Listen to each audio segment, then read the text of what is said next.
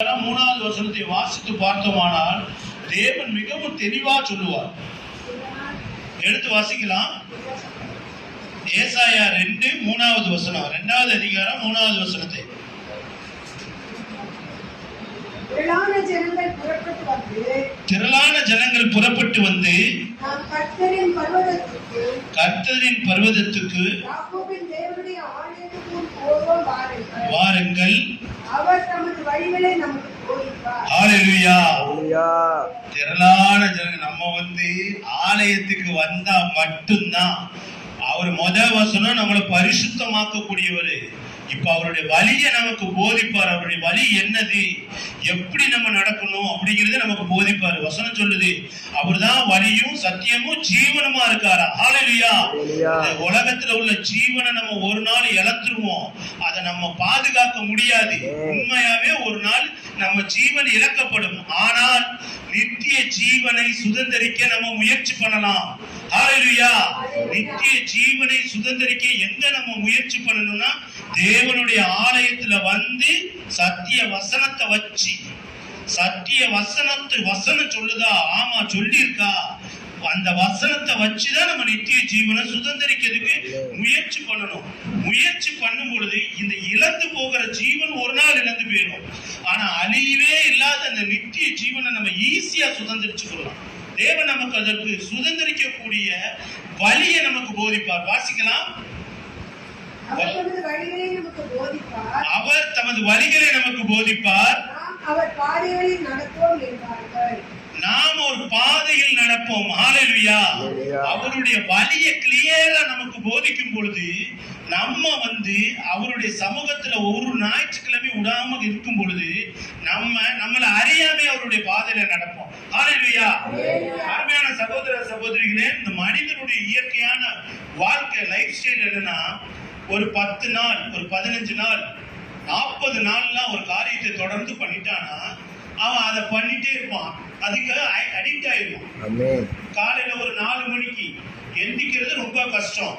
எந்திரிச்சு ஒரு 40 நாள் எந்திரிச்சிட்டாங்க, தொடர்ந்து 4 மணிக்கு எந்திரிச்சு ஜெபம் பண்றாங்களோ, 4 மணிக்கு எந்திரிச்சு ஏதாவது ஒரு காரியம் வேலைக்கு போறாங்களோ, ஏதாவது ஒரு காரியம் 4 மணிக்கு எந்திரிச்சு அவங்க கண்டினியூவா பண்ணும் பொழுது 5 நாள் கஷ்டமா இருக்கும், 10 நாள் கஷ்டமா இருக்கும். நாளாக அது அவங்களுடைய ஹேபிட்டா மாறிடும், பழக்க வழக்கமா மாறிடும். ஹேபிட் பழக்க வழக்கங்கள்ல இருந்து மாத்துறது ரொம்ப கஷ்டம். அதான் அவனுடைய பழக்கம், அவன் அடிக்ட் ஆயிட்டான். அவனை ஒண்ணும் பண்ண முடியாது. கரெக்டா அந்த டயத்துல எழுந்திரிச்சு உட்கார்ந்துருவான். ஹல்லேலூயா. கவனமா கவனிக்கணும். பிள்ளைங்க எந்திரிச்சு போனை நோண்டுறாங்களா, கண்டினியூவா அவங்க நோண்டும் பொழுது போன் இல்லாம அவங்களால இருக்க முடியாது. பிள்ளைங்க கிட்ட போனை கொடுக்கும் பொழுது நம்மளும் அதே மாதிரி உலகத்தை நம்ம வந்து தெரிஞ்சுக்கிற வேண்டியதான். அதுக்காண்டி நம்ம போன்ல நம்ம அதிகமா நேரத்தை செலவு பண்ணி நம்மளை நாமே நிதானிச்சு பார்க்கணும். எப்படி நிதானிச்சு பார்க்கணும்னா, இன்னைக்கு போனை வந்து தொடாமல் நாள் இருக்க முடியுதா அப்படின்னு நம்மளை நாமே நிதானிச்சு பார்க்கணும். நம்ம இன்னைக்கு நியூஸ் கேட்காம இருக்க முடியுமா அப்படின்னு பார்க்கணும். ஒரு நாள் ஆமா இருந்துட்டமே, 2வது நாள் இருந்தமே, 3வது நாள் இருந்தமே அப்படின்னு நம்ம முயற்சி பண்ணி நம்ம வந்து அதுக்கு அடிமையாயிடக்கூடாது.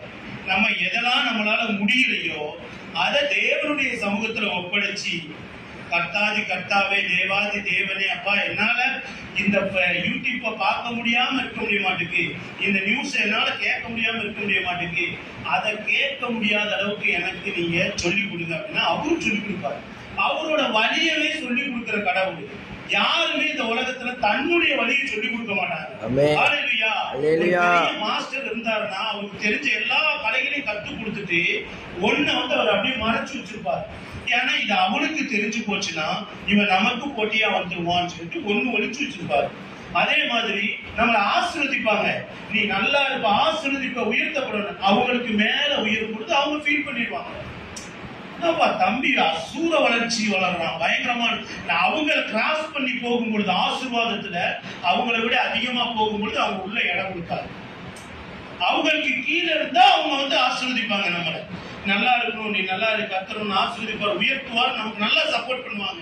நம்ம என்னைக்கு அவங்களை தாண்டி கொஞ்சம் வளர்ச்சி அடைஞ்சு போகும்பொழுது அவங்க ஆட்டோமேட்டிக்கா ஃபீல் பண்ணிடுவாங்க. இது ஹியூமனுடைய ரியாலிட்டி. பரிசுத்த வேதம் சொல்லுது, மனுஷனை நம்புவதை பார்க்கணும் தேவன் மேல் பற்றுதலா இருப்பதே நல்லது. மனுஷன் வேஷமா திரியிறானா, விருதாவா சஞ்சலப்படுறானா. இந்த உலகத்துல அவன் என்னத்துக்காக பிரயாசப்பட்டாலும் எதுவுமே நினைக்க போறது இல்லை. உயிரே நம்மளை விட்டு ஒரு காலத்துல போகுது அப்படிங்கும்போது எதுவுமே நினைக்க போறது இல்லை. அவன் அந்த வாழ்க்கையில வேஷமா தான் திரிவான், விருதாவா சஞ்சலப்படுவான். எல்லா நேரத்திலும் நல்லவனா இருப்பான். நல்லவன் தான் ஆக்சுவலி, அவன் நல்லவன், நல்லாதான் இருப்பான். எல்லா டயத்திலும் நல்லவனா இருக்க மாட்டான். தேவன் ஒருவர் தான் எல்லா நேரத்திலும் நல்லவனா இருப்பார். God is good all the time. அருமையான சகோதரிக்கு சொன்ன மாதிரி தேவனை எந்த காலத்திலையும் நேரத்திலையும் நம்ம அவரை ஒதுக்கிட கூடாது. எப்பவும் அவரோடயே இருக்கணும், அவர் கூடயே இருக்கணும். இருக்க முடியலன்னா அவர்கிட்டயே கேட்கணும், எனக்கு சொல்லி கொடுங்க, அவங்க வழிகளை எனக்கு போதிங்க, உங்க பாதையில நான் எப்படி நடக்கணும்னு எனக்கு சொல்லித்தாங்கன்னா அவர் கரங்களை பிடிச்சு நடத்தக்கூடிய தேவன். அவர் கைகளை பிடிச்சு நடத்துவார், வார்த்தையால பேசுவார், வசனத்தால பேசுவார், தேவ மனிதர்கள் கொண்டு பேசுவார், எண்ணத்துல சிந்தையில செயல்ல தேவன் நமக்கு வெளிப்படுவார். நம்ம அவரோட இருந்தா அவர் நம்மளோட இருப்பார். ஹல்லேலூயா. எடுத்து வாசிக்கலாம். யோவான் ஏசாயா, அதே ஏசாயா 55:8-9 எடுத்து வாசிக்கலாம். ஏசாயா 55. என் நினைவுகள் உங்கள் நினைவுகள் அல்ல, என் நினைவுகள் உங்கள் நினைவுகள் அல்ல, உங்கள் வழிகள் உங்கள் வழிகள் என் வழிகளும் அல்ல என்று கர்த்தர் சொல்கிறார். என் வழிகளும் அல்ல என்று கர்த்தர் சொல்லுகிறார். ஹல்லேலூயா. கரெக்டா கிளம்பி ஆலயத்துக்கு போகணும்னு கரெக்டா குளிச்சு கிளம்பி போகும் பொழுது சொந்தக்காரன் வந்துருவாங்க. அப்படியே வீட்டு சாவியை கொடுத்து உட்காருங்க, போயிட்டு வந்துடும் சொல்லிட்டு வந்துட்டீங்க கர்த்தருடைய சமூகத்துக்கு. அடுத்த வருங்காலங்கள்ல சொந்தக்காரங்க வீட்டுக்கு வரும்பொழுது பார்ப்பாங்க, 9 மணி ஆனா அவங்க சர்ச்சுக்கு போயிடுவாங்க. நம்ம தான் வீட்டுல போய் சும்மா உட்காந்துருக்குன்னு சொல்லிட்டு அவங்க 12 மணிக்கு மேலதான் வருவாங்க. நம்ம டக்குன்னு நம்ம மூளையை யோசிச்சிடக்கூடாது. ரொம்ப காலமாயிட்டே பார்த்து வந்துட்டீங்களே, அது ஒண்ணு இல்லை, நம்ம அவங்கள ரிசீவ் பண்ணணும் அப்படின்னு சொல்லி நம்மளுடைய நினைவு சொல்றதை கேட்க கூடாது. நம்ம மூளை அதிகமான டயத்துல உண்மையை சொல்லாது. அது நமக்கு சாதகமாவே சொல்லும்.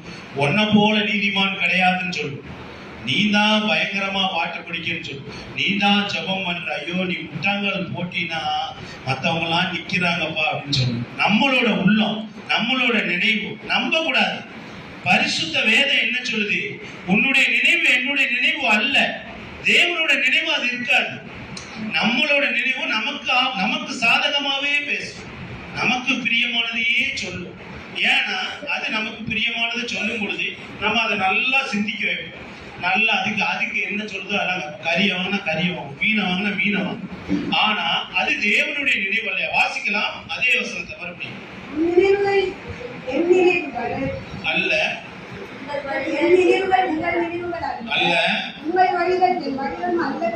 அல்லவென்று கர்த்தர் சொல்லுகிறார். பூமியை பார்க்கிலும் வானங்கள் எப்படி உயர்ந்திருக்கிறதோ அப்படியே உங்கள் வழிகளை பார்க்கிலும் என் வழிகளும் உங்கள் நினைவுகளை பார்க்கிலும் என் நினைவுகள் உயர்ந்திருக்கிறது. ஹல்லேலூயா. சும்மா ஒரு 10 மீட்டர் இடைவெளி கிடையாது. பூமியை பார்க்கிலும் வானம் எவ்வளவு உயர்ந்திருக்குதோ. பரிசுத்தமே உருவான ஒரு கடவுள், பாவத்துடைய சாபத்துல வாழக்கூடிய ஒரு மனித இனம். மனிதனுக்கும் பரிசுத்தத்துக்கும் சம்பந்தமே இல்லை, சம்பந்தமே இல்லாத இவன் பாவி.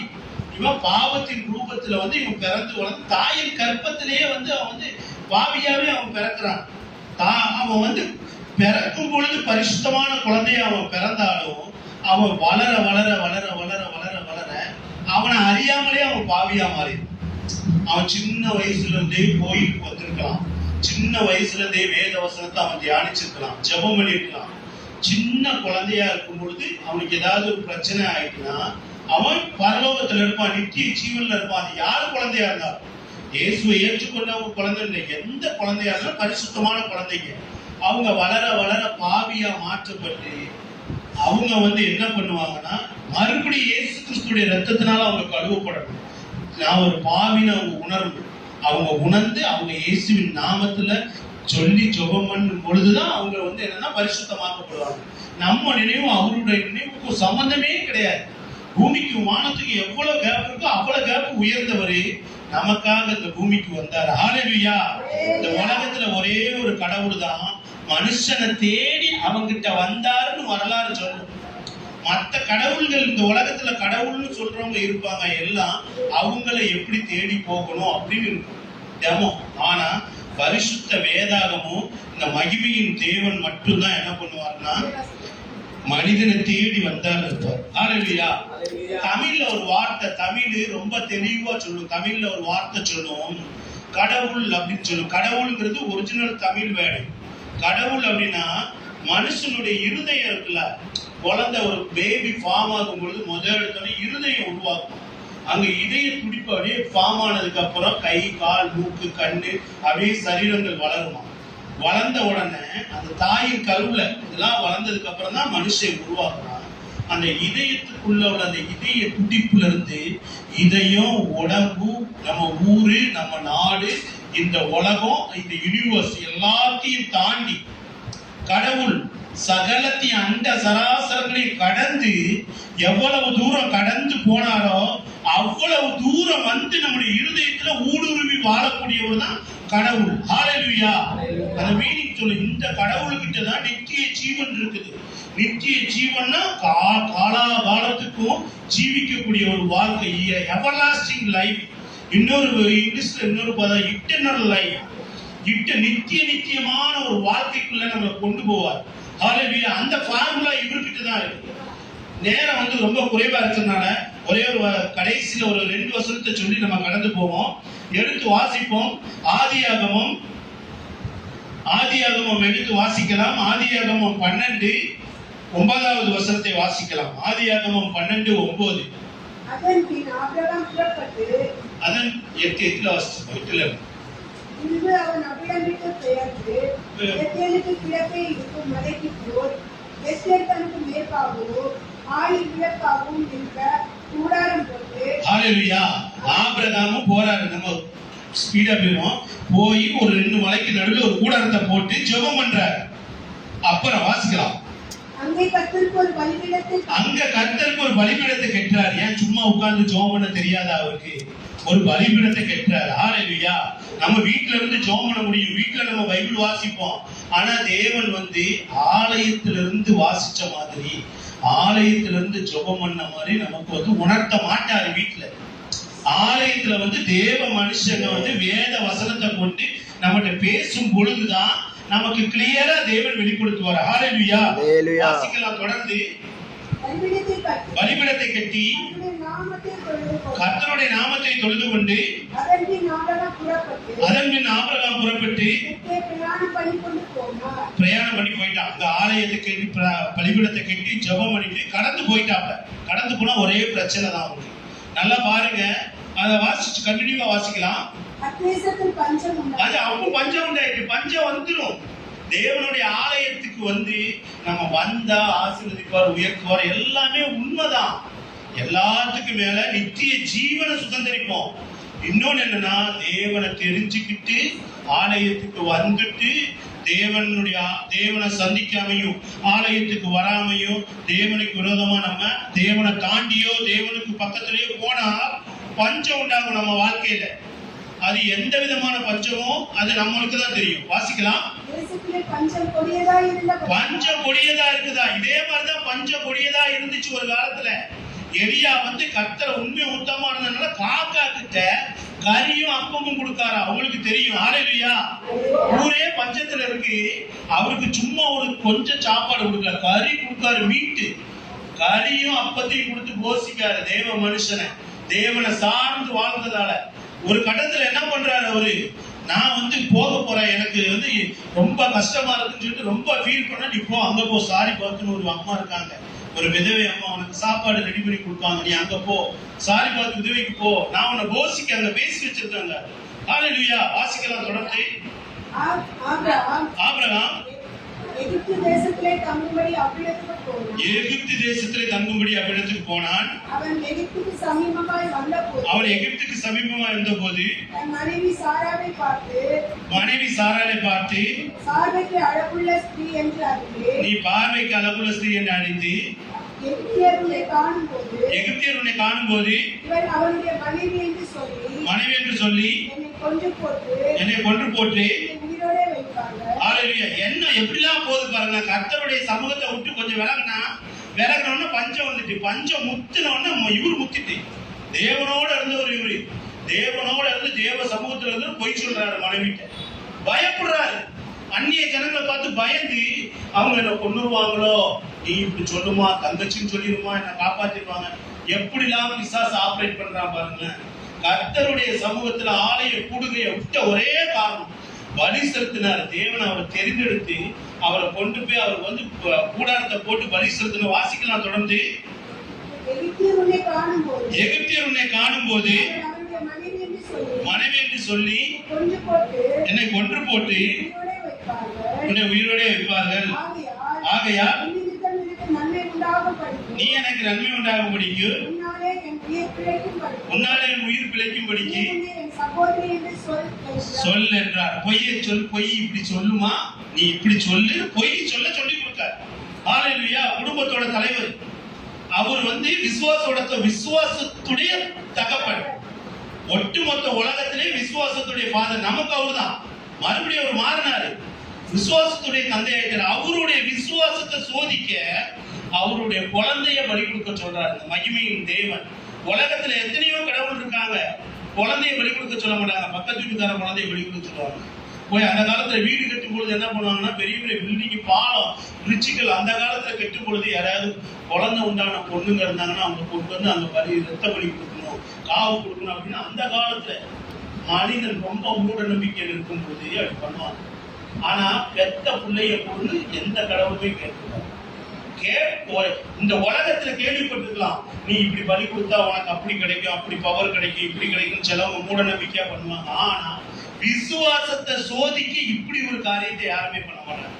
ஆனா இந்த உன்னத தேவன் தகப்பன் ஒருத்தனுடைய விசுவாசத்தை செக் பண்ணதுக்கு அவனுடைய நேச குமாரனையும் விகாட்டன் சன்னையும் ஒரு ஒத்தைக்கோர் பிள்ளைய வரிகுடன் கூட்டி போய் நிப்பாட்டினாரு. ஹalleluya. காரணம் இவர் இந்த மாதிரி ஏதாவது பண்ணி குழப்பி விட்டுருவாரு அப்படின்னு சொல்லிதான். வாசிக்கலாம் தொடர்ந்து.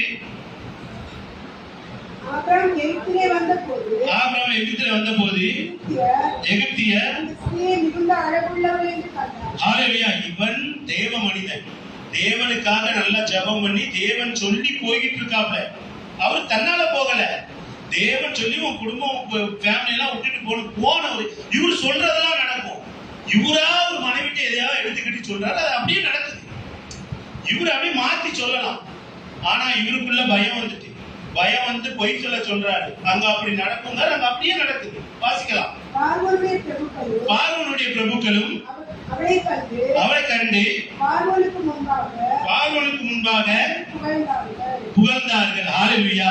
பார்த்ததே கிடையாது அந்த பொண்ணு. அவங்க இந்த மனுஷன் தேவ மனுஷன் சொன்னதுனால அங்க போய் பிசாசு என்ன பண்ணுது, மொத்த பார்வோன் டீமும் பார்வோன் கிட்ட புகழ்றாங்க. சும்மா இருக்கிற பார்வோன் கிட்ட போய் அந்த பொண்ணு அப்படி ஐஸ்வர்யம் இப்படி ஐஸ்வர்யம் சொல்லி புகழ்ந்து அவரு உடனே கூட்டி போயிட்டாரு வீட்டுக்கு, கல்யாணம் பண்ணிக்கலாம்னு சொல்லி கூட்டி போய் இவருக்கு ஆடு மாடு நிறைய பொருளை கொடுத்தாரு. இப்படி ஒரு மனுஷன் இந்த உலகத்துல இருப்பானா? தாலி கட்டின மனைவிட்ட பொய்ய சொல்லி மனைவியை இழந்த ஆடு மாடு குதிரை கோழின்னு பார்வன் கொடுக்காரு. ஹalleluya. முடிக்க போறேன், வாசிக்கலாம். அப்பொழுது அந்த ஸ்திரீ பார்வோனுடைய அரண்மனைக்கு கொண்டு போகப்பட்டார். அவள் நிமித்தம் ஆபிரகாமுக்கு தயவு பாராட்டி அவனுக்கு ஆடு மாடுகளையும்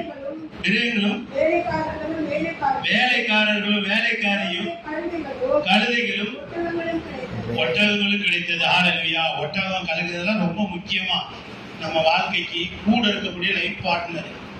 நல்லா ஆண்டவருக்காக வந்து கூடாரத்தை பலிபீடத்தை கட்டி பலியிட்டவரு அப்படியே போயிட்டார். ஒரு வாரம் வாராரு, ஒரு வாரம் வருவாங்க சர்ச்சுக்கு, 2 வாரம் வருவாங்க, 3ஆவது வாரம் அப்படியே போயிடுவாங்க. கல்யாண வீட்டுக்கு போனோம், அங்க சடங்கு வீட்டுக்கு போனோம், அந்த ஃபங்க்ஷனுக்கு போனோம், ஊருக்கு போயிட்டாங்க அப்படிம்பாங்க. அப்படிலாம் நம்ம என்னைக்குமே சொல்லிடக்கூடாது. ஞாயிற்றுக்கிழமையா தேவனுடைய சமூகத்துல நம்ம எங்கேயாவது ஒரு இடத்துல ரொம்ப முக்கியமான ஒரு மேட்டர் போயே ஆகணும். நேரம் அங்க போய் காலையிலே ஒரு கோயிலை பார்த்து உட்கார்த்தோம். காலையில போனோமா, விடிய காலையில போய் 9 மணிக்கு ஏதாவது சர்ச்சில் போய் இருந்துட்டு அந்த சர்ச்சுடைய வேலைகள் எல்லாம் முடிஞ்சு பிரேயர்லாம் முடிஞ்சதுக்கு அப்புறம் நம்மளுடைய அடுத்த காரியத்துக்கு போகும். ஹalleluya. வாசிக்கலாம் தொடர்ந்து. ஆபிரகாமுடைய மனைவியான சாரா நிமித்தம் கர்த்தர் பார்வோனையும் அவர் வீட்டாரையும் மகாபாதிகளால் வாதித்தார். ஹalleluya. தேவன் கடைசில பார்த்து தேவன் வந்து வாதிக்கிறார். இவன் இப்படி பொய்ய சொல்லிட்டானே சொல்லிட்டு தேவன் மறுபடி யாரு? பார்வோன் அந்நிய மக்கள், அந்நிய ஜனங்கள், அவங்கள போய் வாதித்து பார்வோன் கூட பேசி அதை அவன் மனைவிப்பா கொண்டுட்டு போய் விட்டு இல்ல குடும்பமே அழிஞ்சு போயிடும், பிரச்சனை பெருசாயிரும். அவன் தேவ மனுஷன், தேவனால அவன் வந்து நம்பி நான் சொன்ன பாதையில போயிட்டு இருக்கான், நீ போய் எதுவும் பண்ணாத சொல்லி எடுத்து வாசிப்போம். ஆதியாகமம் 13வது அதிகாரம் 6, 7, 8 எடுத்து வாசிக்கலாம். அவர்கள் ஒருமித்து கூடியிருக்க அதுக்கு ஒரே ஒரு நிமிஷம், அதுக்கு முன்னாடி 3 நாளை வாசித்தோம். 3 நாள் 13 3 நாள். அவர்கள் பிரயாணங்களிலே தெற்கே இருந்து பெத்தேல் மட்டும் பெத்தேலுக்கும் ஆயிக்கும் நடுவாக தான் முன்பு கூடாரம் போட்ட தான் முதல் ஹalleluya. அவரு முதல் அங்க கூடாரம் போட்டாரு பார்த்தீங்களா? 12வது அதிகாரத்துல கூடாரம் போட்டு ஜோமன் இடத்துக்கு இப்ப போறாரு. பார்வோனை அனுப்பி விடுறான், நல்லா இருப்ப நீ உன் மனைவியை கூட்டு போயிரு, எனக்கு வாத பிரச்சனை வந்துடாம அனுப்பி விட்ட உடனே மறுபடி எங்க இவர் கூடாரம் போட்டாரோ அந்த இடத்துக்கு போய் கூடாரம் போட்டு கர்த்தரை தொழுது கொள்கிறார். ஹalleluya. வாசிப்போம். 6, 7, 8 முடிஞ்சது. அவ்வளவுதான். அவர்கள் ஒருமித்து கூடியிருக்க அந்த பூமி அவர்களை தாங்க கூடாமல் போனது. அவ்வளவு ஆசீர்வாதம். பஞ்சமா இருந்துச்சா? அங்க போய் ஜோம் பண்ணிட்டு கூடாரம் போட்டு தொழுதுட்டு அதை தாண்டி போனாரு. ஒரே பஞ்சம், ஒரே பொய், ஒரே பயம். கடைசியில மறுபடி யோசிச்சுட்டாப்ல, ஐயோ கர்த்தருடைய சமூகத்தை விட்டு போனது பெரிய தப்பா போச்சே. நேர திரும்பி அதே இடத்துக்கு வந்து அவர் அதுக்கு முன்னாடி கூடாரம் போட்டிருந்த அதே கூடாரத்துல போய் மறுபடி தேவனை வந்து தொழுது கொள்றாரு. அவர் அங்க இருக்க இடம் இல்லாத அளவுக்கு ஆசீர்வாதம். அங்க வந்து ஒருமித்து இருக்க முடியலையா? அவர் கூட வந்து அவர் அண்ணன் பையனை கூட்டு வந்திருக்காரு. 2 பேரும் இருக்க இடம் பூமி தாங்க மாட்டேங்கான். பூமி தாங்க முடியாத அளவுக்கு ஆசீர்வாதம். ஹalleluya. நீங்களும் நானும் நம்மளோட வாழ்க்கையில ஆசீர்வதிக்கப்பட்டவர்களா இருக்கணும். ஆசீர்வதிப்பார் அப்படிங்கிறது வந்து என்னன்னா, தேவ மனுஷங்க பெரியவங்க நம்மள ஆசீர்வதிப்பார். கர்த்தர் ஆசீர்வதிப்பார், ஆசீர்வாதமா இருப்பாய். அப்படின்னா நம்ம 4 பேருக்கு ஆசீர்வாதமா இருக்கும். இந்த பூமியில வாழும். நம்மளால ஒரு கூட்ட ஜனம் ஆசீர்வதிக்கப்படும். அப்படி அந்த அண்ணனால இந்த வேலை நடக்குது. அவங்க ஆசீர்வதிக்கப்பட்டவங்க. அவங்களாலதான் நமக்கு இந்த ஆசீர்வாதம். குழந்தைங்களுக்கு சொல்லிக் கொடுப்பாங்க, எப்பா அந்த சர்ச்சைக்குள்ள அந்த தேவனை தொழுது கொண்டதுனாலதான் நம்ம இந்த ஆசீர்வாத சுதந்திர நம்ம 4 பேருக்கு ஆசீர்வாதமா இருக்கும். ஹalleluya. அருமையான சகோதர சகோதரிகளே, நம்முடைய வாழ்க்கையில எந்த காரியங்கள் வந்தாலும் தேவனுடைய ஆலயத்துல கூடுகையில கலந்து கொள்றதுலயும் வேத வசனத்தை தியானிக்கிறதுலயும் மெசேஜ் முதல்ல இருந்து கடைசி வரைக்கும் அதை கொஞ்சம் கூட விட்டு விடாம மயக்கம் அடிச்சு தூங்காம நம்ம வந்து அதை கவனிக்காம இருக்கக்கூடாது. கவனிக்காம அதை வந்து அசால்ட்ட பயபக்தியோட இருந்து நம்ம கவனிச்சு கர்த்தரோட பாதையில நம்ம நடக்கும்போது தேவன் தன்னை பரிசுத்தப்படுத்துவாரு. அவருடைய வழியை நமக்கு போதிப்பாரு. வழியில போயிட்டா நித்திய ஜீவன் கிடைச்சிடும். வழியை போதிப்பாரு, ஆசீர்வதிப்பாரு. நம்மளால அநேக ஜனம் ஆசீர்வதிக்கப்படும். ஹalleluya. எல்லாரும் கண்களை மூடி ஒரு சின்ன ஜெபம் பண்ணலாம். ஐயா ஜெபம் பண்ணாங்க பாஸ்டர். மகா பரிசுத்தமும் கிருபையும் இரக்கமும் நிறைந்த மகிமையின் தேவனே, நன்றியோடு துதிக்கிறோம், ஸ்தோத்தரிக்கிறோம். கடந்த வாரம் முழுவதும் எங்களை கண்ணின் மணி போல பாதுகாத்து இந்த புதிய நாளில் தகப்பனே உம்முடைய ஆலய கூடுகையில் எங்களை கலந்து கொள்ள வைத்து அப்பா உடைய வார்த்தையை கேட்டு உடைய வார்த்தையை எங்களை இருதயத்தில் நிலைநிறுத்தி அதன்படி நடக்க எங்களுக்கு கிருபை பாராட்டும்படியாக ஜெபிக்கிறோம். கர்த்தாவே, இந்த உலகத்தில் எதை இழந்தாலும் நித்திய ஜீவனை இழக்காதவர்களாக தகப்பனே நித்தியமான ராஜ்யத்துக்குள் பிரவேசிக்க கிருபை எங்கள் மீது பொழியும்படியாக ஜெபிக்கிறேன். வல்லமை எங்கள் மீது பொழியுங்க, உங்களுடைய அபிஷேகத்தை எங்கள் மீது பொழியுங்க. தேவரின் அப்பா, இந்த ஆலயத்தில் அநேக இடங்கள் காலியாக இருக்கக்கூடிய இடங்கள் உங்களுடைய தேவ மனிதர்கள் கொண்டு நிரப்பும்படியாக ஜெபிக்கிறேன். கர்த்தாவே, உமக்கு பிரியமான வாழ்க்கை வாழக்கூடிய மனிதர்களை நீர் கொண்டு வரும்படியாக, நீர் நேசிக்கிற மனிதர்களை கொண்டு வரும்படியாக, உம்மை நேசிக்கிற மனிதர்களை நீர் கொண்டு வரும்படியாக, கர்த்தாவே உம்முடைய ஆலயத்திற்கு மகிமையும் தகப்பனே உமக்கு பெருமையும் பேரும் புகழ்ச்சியும் நிலைத்திருக்கும்படியாக நித்தியமாய் எங்களை வழிநடத்தும்படியாய் சகல துதிகர மகிமையில உமக்கே செலுத்தி மீட்பெரும் இரட்சகருமாகிய இயேசு கிறிஸ்துவின் நாமத்தில் அடிமைகளை முற்றிலுமாய் தாழ்த்தி வேண்டிக் கொள்கிறோம் நல்ல பிதாவே. ஆமென்.